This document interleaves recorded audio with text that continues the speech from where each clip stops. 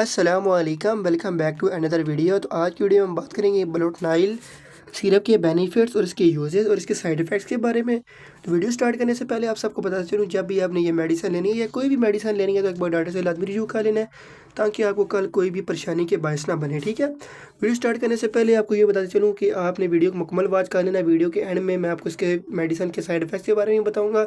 और video start करने से पहले आपको ये बताते चलूँ कि प्लीज़ मेरी वीडियो को लाइक कर दें अगर आपको पसंद आती है, और चैनल को सब्सक्राइब कर दें और बेल आइकन को प्रेस कर दें, ताकि मेरी हर नए आने वाली वीडियो किसी भी मेडिसिन के मुतल्लिक ईज़िली आप तक पहुंच सके या आप तक प्रोवाइड कर दी जाए। ठीक है, चलिए वीडियो स्टार्ट करते हैं। ये इस्तेमाल करवाया जाता है मैदे के लिए। मैदे की तेज़ाबियत को ख़त्म करने के लिए आप इसको इस्तेमाल करवा सकते हैं।